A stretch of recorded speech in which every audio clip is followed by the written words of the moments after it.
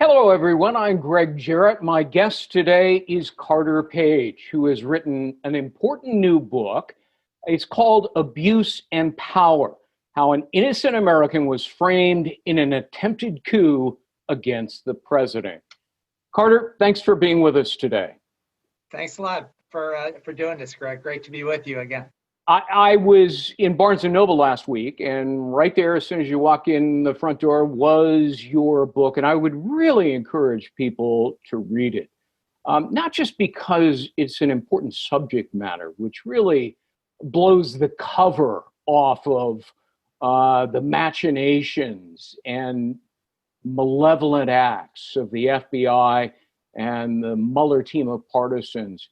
But it's actually really well written. It sort of reads like a novel as it unfolds. And I want to focus on one particular chapter, if we can. It's called Chapter 6, What's in My Pocket? A Day in Mueller's Witch Hunt Dungeon, which is, it's a great title for a chapter, but the content of it is even more fascinating. So let's begin with this. The day after you appear before the Senate Intel Committee, which of course is led by two of the most notorious incompetents in the U.S., Senator Richard Burr and Mark Warner, you get picked up by the FBI, taken over to the grand jury in the courthouse. At this point, you had known and figured out that they had spied on you for a year. They'd hacked your computer and gone back and looked at all of your emails going forward and backward into the campaign. But as you appear before the grand jury, do you get a sense that Mueller and his team of lawyers are, at this point, really desperate to find anything to justify their investigation? Well, what's really interesting about it, Greg, is originally I was scheduled to do it on November 3rd, 2017. And then all of a sudden, I got a call from one of the Mueller's Democrat donors saying, well, we're actually going to move it back a couple weeks. And I finally, eventually, as you noted, the fact that I had other testimonies in front of both the House Intelligence Committee as well as the Senate Intelligence Committee, that they wanted to just set up another perjury trap, right? In terms of the more testimony they have from me, then, so it was really just a quiz bowl type of a format where, questioning every possible, they had both of the transcripts, because I had insisted for the House Intelligence Committee that it was actually made public, my transcript, because I knew that Adam Schiff was going to completely spin everything. Unfortunately, they didn't have the same, I couldn't negotiate it with the Senate Intel Committee, just given all the partisan things that they were doing and the fact that Senator Burr just completely rolled over and his whole team of real partisans.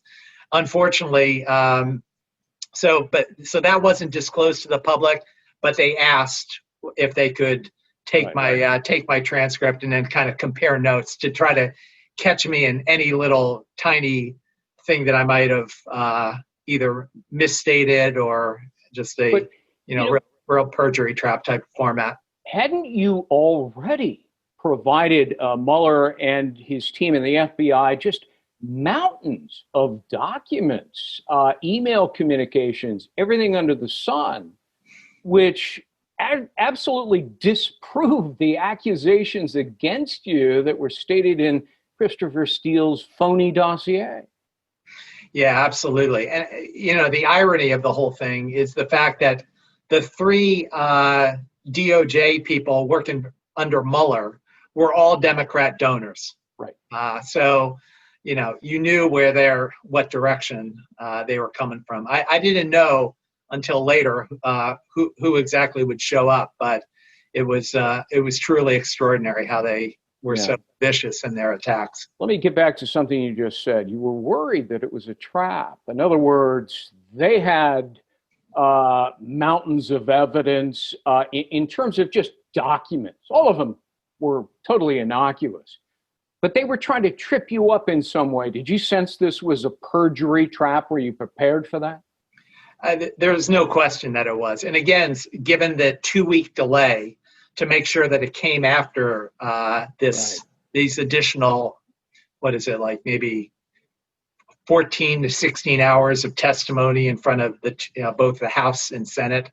So, and unfortunately, when I walked in there, and this is 7 months after the big Washington Post front page article talking about the FISA warrants that were gotten by the Obama-Biden administration to spy on the Trump campaign.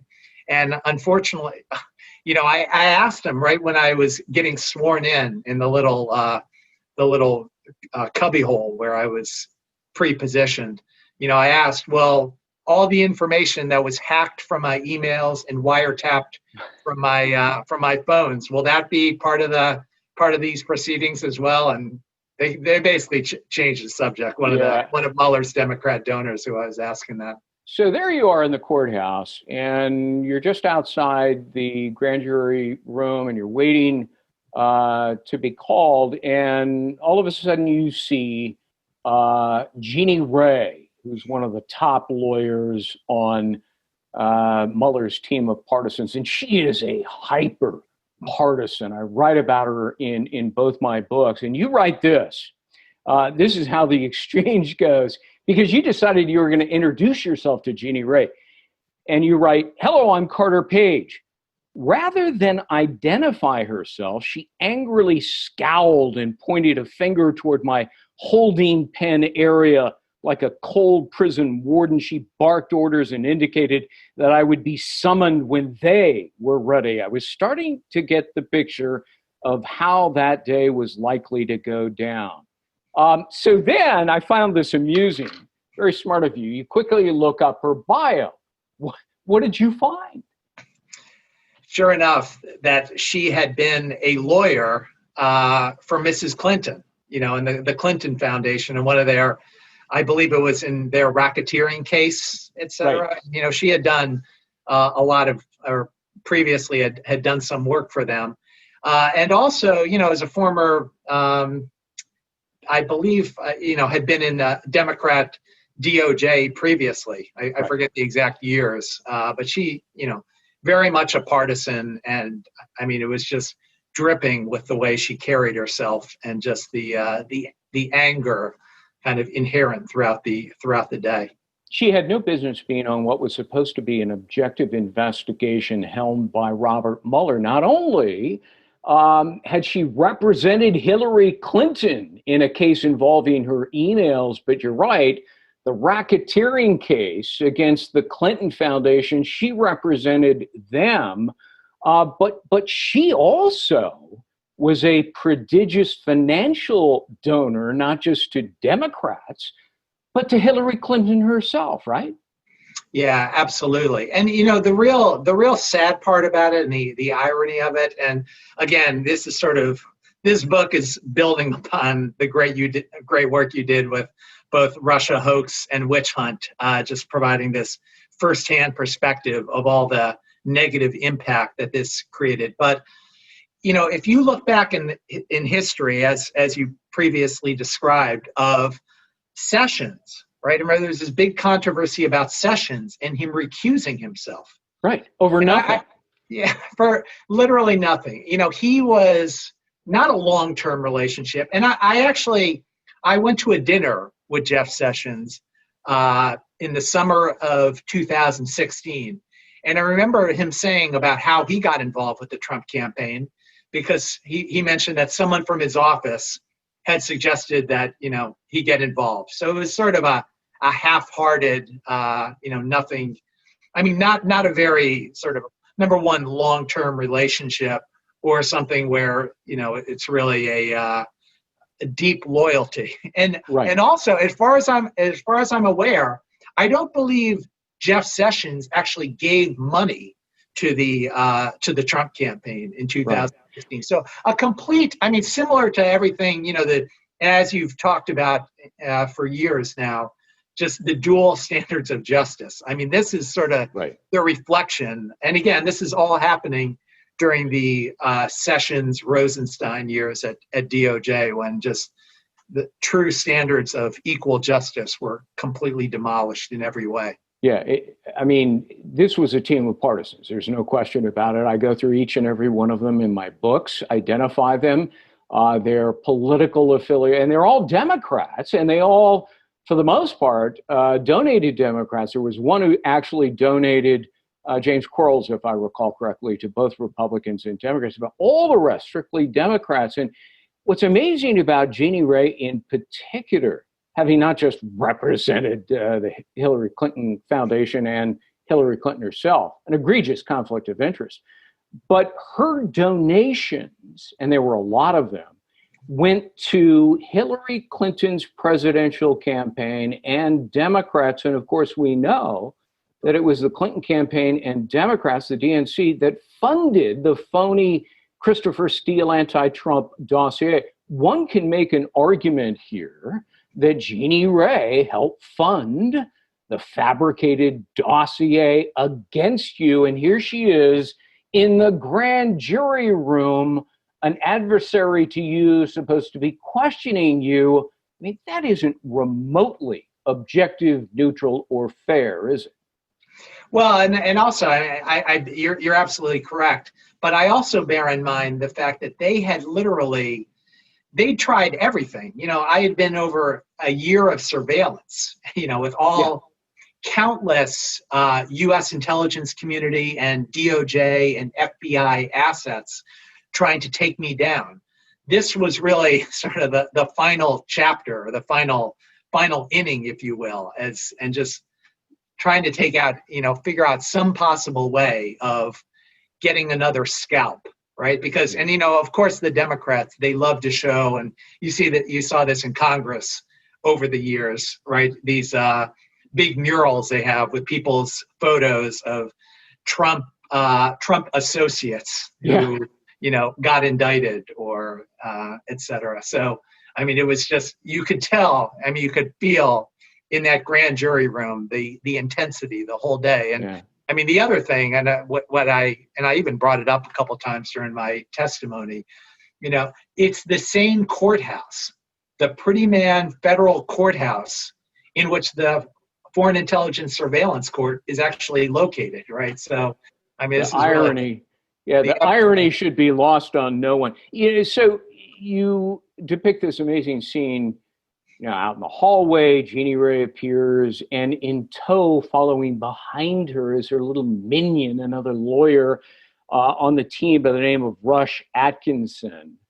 So then you go into the room, and what I found fascinating was that Jeannie Ray would write out questions on little yellow Post-it notes and then hand it over to her associate, Atkinson, who would then pose the question to you. What was up with that? Well, it's difficult for me to say for sure, but my theory is, it seems to me that, I mean, it's such a it's so grossly partisan from start to finish.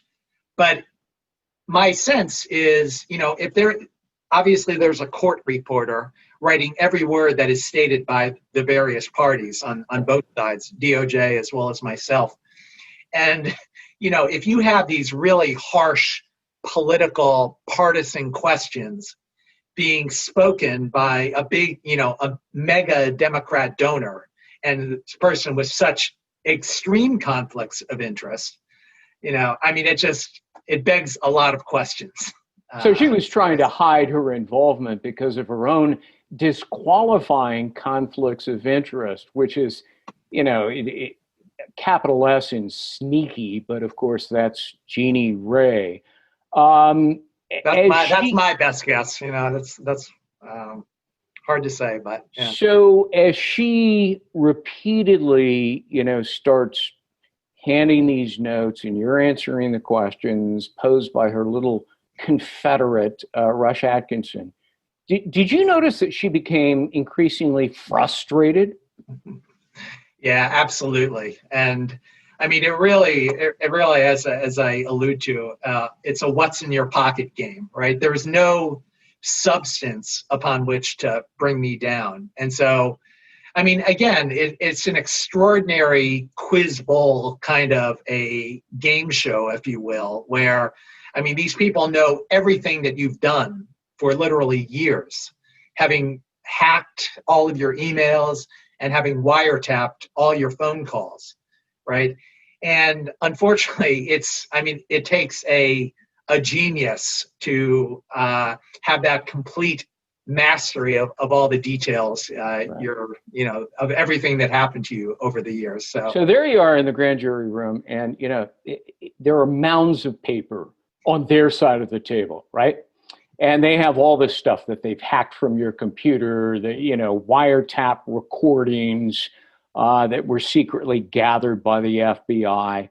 But you're not allowed a single sheet of paper, right? So you've got the big bad government on one side of the table where there are mounds of documents, and little old you by yourself, not allowed to have a single sheet of paper.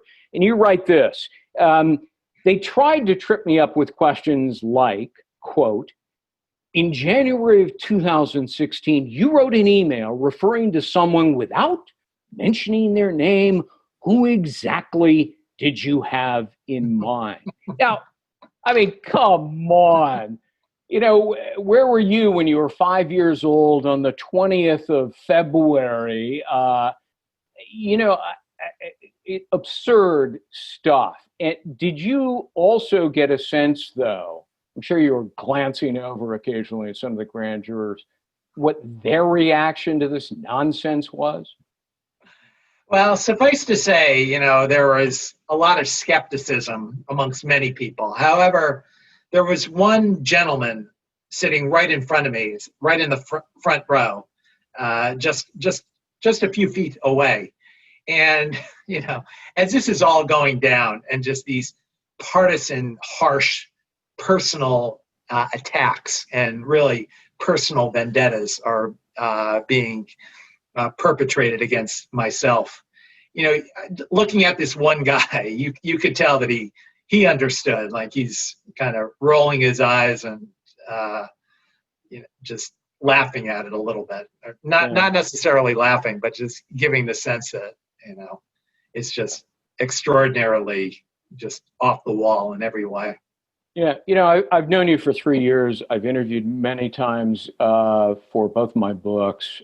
We've had a lot of conversations. You're a very calm and composed guy, but I mean, as you're facing this onslaught from partisans, knowing full well your innocence, did you ever just say to them, do you guys understand that I am a super patriot? I love my country. I graduated from Annapolis, naval intelligence. I have 4 degrees. I helped our government, the CIA. I was an operational contact. I helped provide them information against Russians. In one particular case, I helped in the prosecution of Russians. So your accusations are without evidence, without foundation, and totally off base. I mean, did you ever, I would have lost it, frankly, had it been me. But did you ever, at that point in the grand jury, try to explain the truth to the people who were bent on lying? It's a great question, Greg, actually, because every time I did start exposing something like that, they would literally cut me off and just go on to their next partisan. Wow. And this is another example of the yellow sticky from Genie, getting slapped down in front of Rush to change the subject as quickly as possible. Because it's just all the types of, things like the example you're alluding to there, it just underscores what a complete sham this entire process is. And, I think it's very similar in many ways, and I didn't really appreciate it until later, very similar to what we saw when in that sad day after the Mueller report came out, when he, just unfortunately made himself look like a complete fool in front of the House committees, and where anytime he starts getting tripped up, et cetera, they people like Adam Schiff or Jerry Nadler would change the subject and help help advance sort of the overall narrative in a way that sort of achieves their political objectives in this unholy alliance between these Democrat partisans, which had been collected in the Mueller witch hunt crew, and also the Democrats in Congress and all their big money machine, which had driven this from the very beginning. Mueller's testimony, you write about this, was like pulling back the curtain on the Wizard of Oz to realize, he's a fake. I mean, this was a guy who he couldn't understand the simplest questions. He seemed lost. He seemed confused. Some of his answers were utterly incoherent. So, I wrote a column about it. I put it in my book that this was a guy who clearly wasn't in charge. This guy who was completely out to lunch. And it was people like Jeannie Ray and Andrew Weissman and others on his team of partisans. They were like the inmates, the crazies running the asylum, right? No question. And unfortunately, I mean, even sort of the most fundamental, basic elements, right, in terms of that one question about, whether he looked into fusion GPS and steel, or I forget exactly the way they phrased the question, but, it's just dumbfounded look. And I mean, this is really the he didn't even know who they were. Like, seriously? The people who hired Christopher Steele for the phony dossier paid for by Clinton and Democrats, you don't even know who they are. I mean, that just really underscored the overwhelming bias of the Mueller and his team of partisans. You called this, grand jury investigation an interrogation in their dark dungeon. Describe that a bit further. Yeah, I mean, it's completely windowless. I was actually, because of my legal studies, you and I have debated this over the years in terms of me trying to fight some of these battles on my own. I just the day prior, that Thursday, it just so happened that the National Lawyers Convention of the Federalist Society was going on that day. Right. And so I signed up as a way of my continuing legal education and my legal studies to try to raise my game in the legal arena. And so I was hoping that same day, on Friday, November 17th, 2017, none other than Jeff Sessions was one of the keynote speakers that afternoon. And I was really keeping an eye on the clock to make sure I get back to the Mayflower Hotel to actually watch that speech. But sure enough, they just kept interrogating me throughout the day. Speaking of which, so, you wanted to go to the Federalist Society. It was down the street at the Mayflower Hotel. You want to sit in on some of this stuff, maybe confront one of your accusers. But you had a lanyard and a badge that said, Federalist Society. Did you wear that in the grand jury room? I kept it on the whole day. And actually the FBI, one of these, FBI agents who had interrogated me earlier in the year, he's like, you ought to take that off. and I knew, just given, and of course the New York Times and so many of these other liberal media outlets are always just completely lambasting the Federalist Society as a forum for conservative thought and, adherence to the U.S. Constitution and rule of law. And so, I think it was probably a good advice from the FBI agent. You better take that off. But I kept saying, well, I really want to get back to the event. That's great. Yeah, I mean, look, Constitution, rule of law, fairness and justice, those are anathema concepts to people like Bob Mueller, Andrew Weissman, and Jeannie Ray. I want to quote from Chapter 6. You write that you were being punished. That punishment was wholly undeserved and a result of my support for a presidential candidate I believed in. So from your point of view, it became clear to you that this was nothing more than a political vendetta against you and harassment by rogue operators in the government, right? Yeah, absolutely. But again, I always bear in mind the bigger picture. I mean, and again, you have laid the foundation for this, and both in Witch Hunt and Russia Hoax, of the fact that these Democrats were really laying the groundwork for this entire sham process. And so, I mean, this was sort of setting the stage. And I always bear in mind, everything they did to me was not, primarily just, a multi-million-dollar operation to just bring me down. It was always about the objective of interfering in the 2016 election, and then using that as a springboard for so many follow-on hoaxes that have continued over the years since. Really, as you explain in your book, sort of Russia Hoax. This is kind of the initial genesis of the and the metastasization of the Democrats' really aggressive format of the unholy alliance between DOJ, FBI, as well as the media and other operatives in Congress.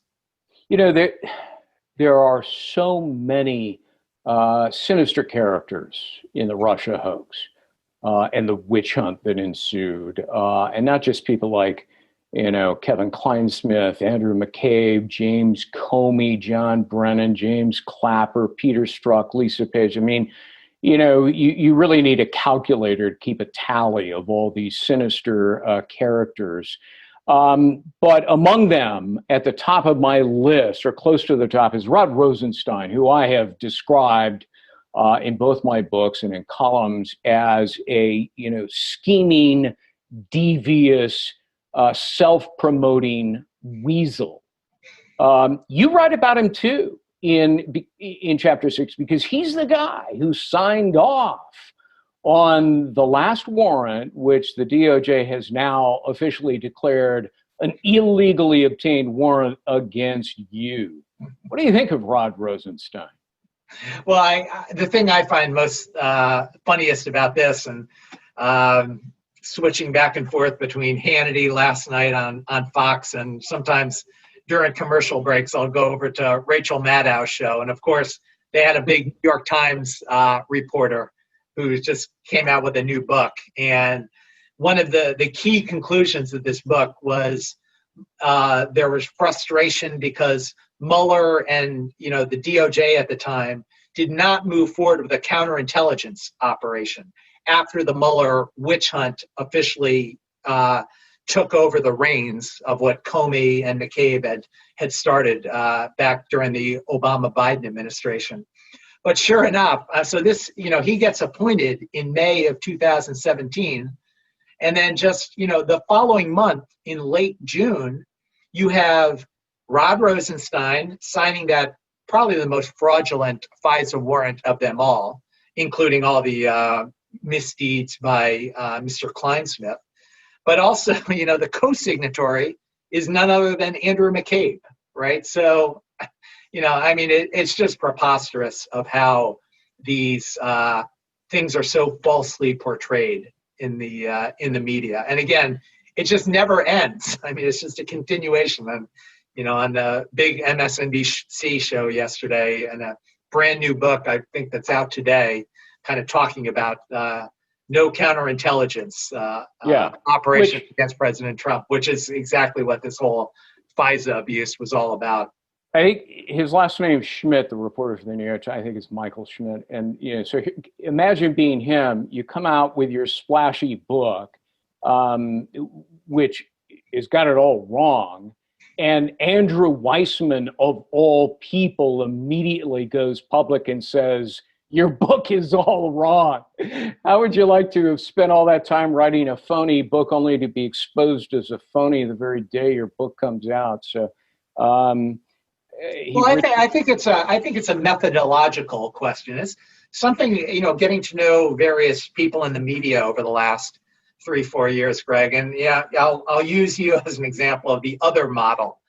And I remember for each of your books, I mean, the many hours we spent, in interviews and discussions, you're always just double, triple checking everything, and then you compare this to the other side that'll just throw out anything with no basis, or one anonymous source who's just has serious political objectives to advance, and impossible for anyone to assess any of this, which again is all part and parcel of how this national tragedy began, in the first place with the FISA abuse, because as was unveiled in both the Grassley-Graham memo as well as the Nunes memo, they used false media reports to advance the FISA abuse, right? So, I mean, the ramifications and the impact, I think, on many levels is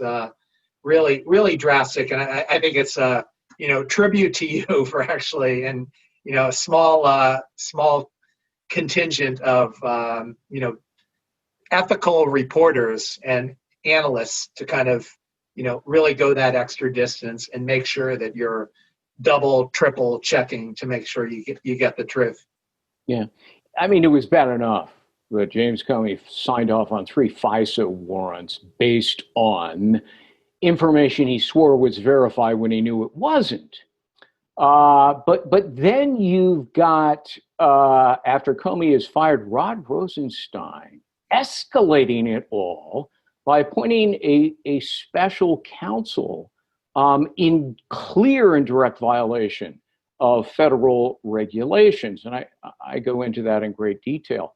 But Rosenstein is a guy, when he made the announcement, gets confronted in his office about what he has done, which is, not only unjustified, but in violation of federal regulations. And all he cares about, having thrown the nation in turmoil and jeopardizing a presidency, is whether he's going to get to keep his job. He's literally, I described this in my book, cowering behind his desk and says the words, "Am I going to get fired?" I mean, my Lord, it just speaks volume. And this guy was actually the acting attorney general for the Russia matter. Well, to make matters even worse, and I think it's along the lines of what we were discussing earlier, of just the personal objectives of these individuals and their political objectives. It's not America first. It is self first and Democrat Party first in terms of advancing their objectives. To make matters even worse, and I know you've written a lot and have provided commentary about the various criminal offenses that so many people have committed on the Democrat side, and their associates within DOJ. But one element, and along the lines of what we were talking about, of the 18 USC 1001 charges of false statements. I mean, the specifics of that statute look at both, lies to Congress, lies to the executive branch, and also lies in court. And unfortunately, I mean, again, I'm getting grilled throughout most of the day, trying to just trip me up on one minor detail that I might have forgotten. By comparison, I actually, in May of 2017, just the month before the FISA abuse continued in their grand finale under Mr. Rosenstein and McCabe, I sent Mr. Rosenstein a number of emails providing a lot of evidence, which, again, anyone with common sense would realize that this is just a complete farce, right? So any minor mistakes that various people get tripped up on in terms of these 18 USC 1001 charges, I mean, there is nothing by comparison to the tremendous amount of information that was out there, readily available to him, but nonetheless submitting to a federal court, a U.S. district court, once very respected, the U.S. Foreign Intelligence Surveillance Court, all this false information is just truly unconscionable. Yeah. You write that the media absolutely fawned all over Robert Mueller when he was appointed, and while he, in the 22 months that he was running this farce of an investigation. But you originally had sort of high hopes for Mueller, right? Yeah, well, again, after all the huge disappointments that not only myself, I mean, people on both sides of the aisle had in terms of the missteps by Comey going back, in the whole election interference campaign. I had actually, having been a U.S. intelligence community source for many, many years, back during the Mueller years when he was FBI director, I had helped agents in another counterintelligence investigation. And in that case, I mean, I had serious issues with, during the Comey FBI because when that one Southern District of New York case came out, there were a lot of either misleading or completely false pleadings related to my the support that I was giving.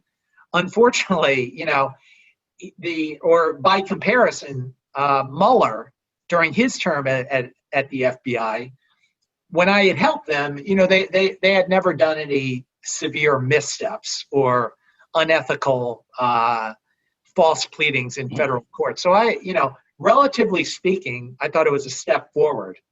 Little did I know, and again, as we were just talking about with the terrible final performance that he had in the House hearings that summer that after. Was just awful. It was. Again, I had a belief that things would be done the right way, but as the information came out, and it was clear, particularly given the harsh team of partisans he brought on board, that it was completely impossible to do anything. Yeah. I mean, I talked to John Dowd, one of the attorneys for President Trump. He said in meeting after meeting with Bob Mueller, it was clear that this guy was not in charge. He was out to lunch. He'd stumble, fumble, and mumble. He didn't know the law.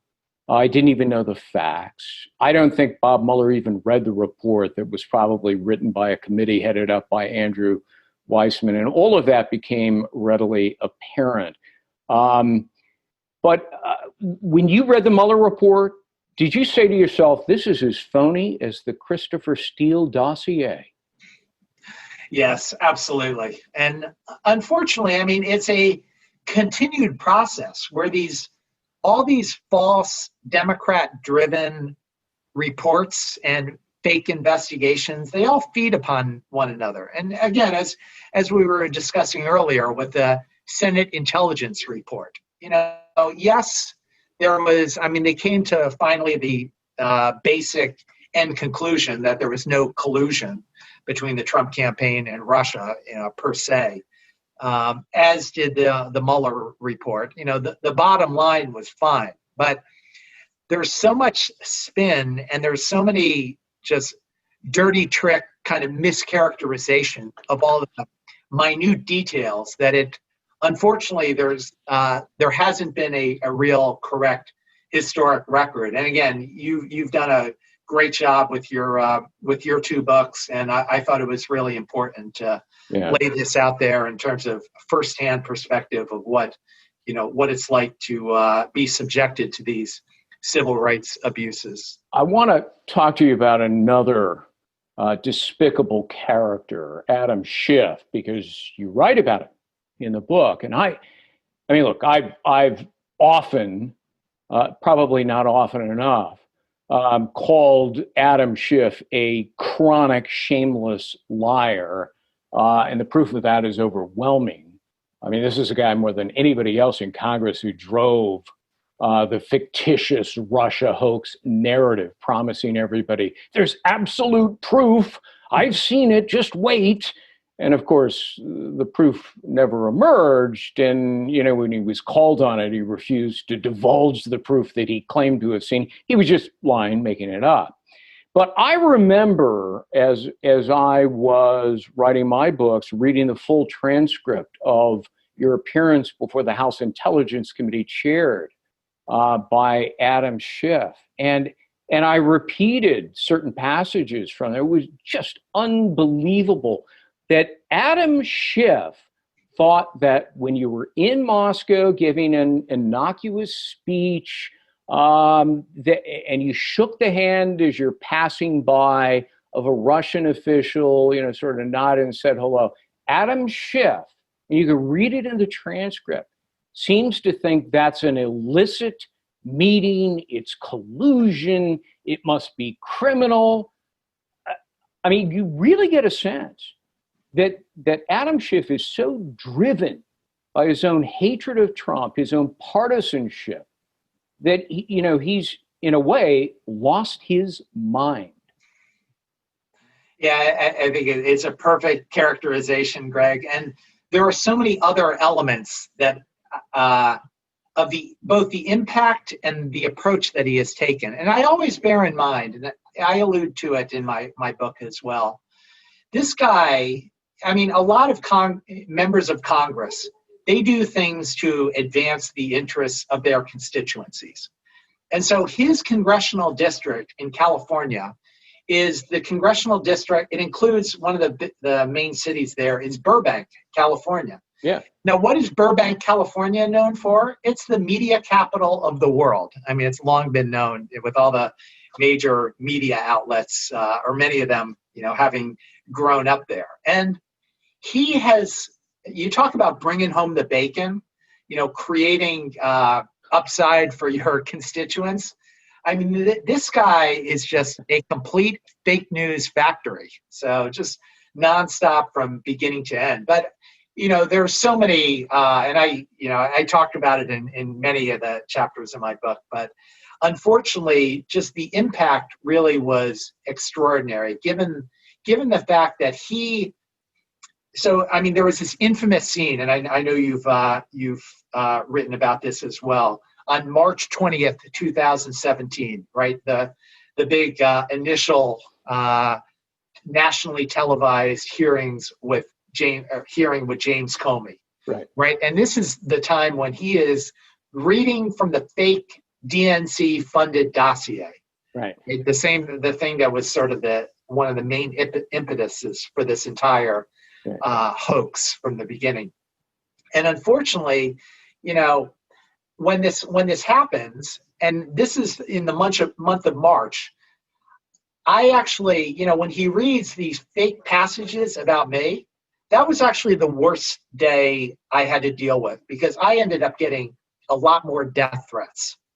Right. Three calls during that day. And unfortunately, I informed the FBI about it. And not only did they do nothing, again, in March 2017, but the following month, we start getting these further illegal disclosures, including the first FISA report from the Washington Post just a couple weeks later. Yeah. I remember it so vividly, Adam Schiff's opening statement. And again, I read and reread the full transcript of it over and over again. I mean, here he is, he's literally reading from the fabricated dossier about you, and saying that you were offered and must have accepted a bribe from the Russians of a 19% interest in Rosneft, the great Russian energy company, in exchange for convincing Donald Trump to lift Western sanctions against Russia. 19% in Rosneft would be roughly $11 billion. I do the calculations in my book, but I mean, how screwball is that? I mean, anybody with an ounce of intelligence knew that was patently ludicrous. But you'd never even met Donald Trump or spoken with him, and they're going to give you $11 billion. And at this point, nobody even thought Trump would get elected president. So this was just preposterous, wasn't it? Well, a slight distinction. Let me argue with you a little bit on that, Greg. It's not a lack of intelligence by him, I think, which is the core element. It's just an extraordinary level of dishonesty, which I think is really at the center of this entire thing to begin with. And again, driven by the dual justice system we have. And, they just the month after both my Mueller testimony, but also my congressional testimonies in December of 2017. They had a big New York Times Magazine article. And of course, they go to Adam Schiff to get a quote, right? And he's, the quote about me in the article is suggesting that, some of the things I said in Congress might not be true. And to me, just the irony of that is truly extraordinary, given the fact that, again, this is one of the most dishonest people on this planet, Yeah. So the FBI learns about the dossier July 5th, 2016, the very day that Comey's standing in front of television cameras and microphones and clearing Hillary Clinton. Simultaneously, an FBI agent on Comey's behalf is meeting with Christopher Steele, in which the dossier information is conveyed. Amazingly, on the same date, not a coincidence, by the way. So it must have been frustrating to you because you're in the dossier prominently, and it's all made up. The FBI would normally have stopped you and said, we need to talk to you. And so, but they didn't do that. Instead, James Comey goes to a FISA court to spy on you. And that violates, by the way, FISA federal regulations. They're supposed to exhaust all alternative investigative avenues, which would mean talking to you before seeking a FISA warrant. So they broke the law. Comey broke the law. To you at the time, because you start getting peppered with questions from reporters, the FBI is investigating. You must have been incredibly frustrated, but you wrote a letter to Comey, didn't you, in the fall of 2016, before he goes to the FISA court to spy on you? Yeah, exactly. So again, as you're correctly noting, throughout the summer, the whole summer, I'm getting calls from first the Wall Street Journal, and then Washington Post, New York Times, CNN, with these same ridiculous accusations about, getting bribed by the Russians or some, meetings with Igor Sechin, the head of Rosneft, one of the largest oil companies in the world, about lifting sanctions, et cetera. And these reporters keep calling and calling, and I set them straight. Finally, a couple of days before my letter to Comey, the Democrats and their operatives were successful in finally getting a reporter to put out this article. And on Friday, September 23rd, 2016, and then, it just completely shattered my life in so many ways. And so I, just to try to set the record straight, I sent him this letter, and, like the title of your second book, I call it a witch hunt because it's exactly what it was. Yeah. And also, and this is particularly relevant with the more recent news about Mr. Kleinsmith. I notify him, or in softly worded, terminology, but I make it clear that I had worked with the CIA and FBI previously, going back many, many years, which is totally contrary to these, right, eventual false pleadings and, all the misdeeds that were being put together by the U.S. intelligence community. So Kleinsmith, an FBI lawyer, takes that information that you're an asset for the CIA and he reverses it. He alters a document to say you're not, which, is criminal. But, Comey also knew. Comey knew from you directly, but he'd also been told, documents show independently, that you were a CIA operational contact who was helping the U.S. government. Yet Comey went ahead and he told the FISA court that you were a Russian spy. He knew that was a lie. But a guy like James Comey didn't care about that. He was so obsessed with damaging and destroying Donald Trump that it just didn't matter to him. What's especially insidious is that we now know from newly released documents that Comey's FBI learned 4 days after Donald Trump's inauguration that Christopher Steele's primary source of information had utterly debunked the dossier and admitted to the FBI, again, 4 days after Trump is sworn in, that this is just hearsay, rumor, innuendo, gossip, speculation from random associates and my drinking buddies. So did Comey then tell the truth to the president, tell the truth to the American people? Did he rush over to the courthouse and notify the FISA judges that, our warrant to spy on you, Carter Page, was wrong, we're withdrawing it? He didn't do that. I mean, I've called Comey, the most corrupt FBI director ever. So move over, J. Edgar Hoover. What do you think of James Comey? I think your assessment is spot on, Greg. Unfortunately, again, just comparison to the J. Edgar Hoover era, which actually led to the FISA statute to begin with, in terms of, they saw the terrible abuses that happened back in the 1960s and 1970s, and they realized they needed reform.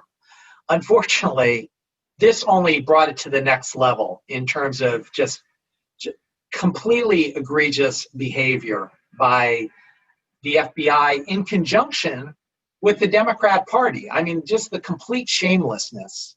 And I think in terms of understanding it, I think it's really important to bear in mind that everything was supposed to be kept top secret, right? So there's, and you've pointed this out yourself, just the fact that they were hoping that Mrs. Clinton was going to win, and this could all get sort of brushed aside, and there would never be any accountability. I mean, this is a real surprise that the Republicans would be in a position to do some investigation into this and start uncovering the terrible wrongdoing which had been perpetrated on an American election and on a U.S. president.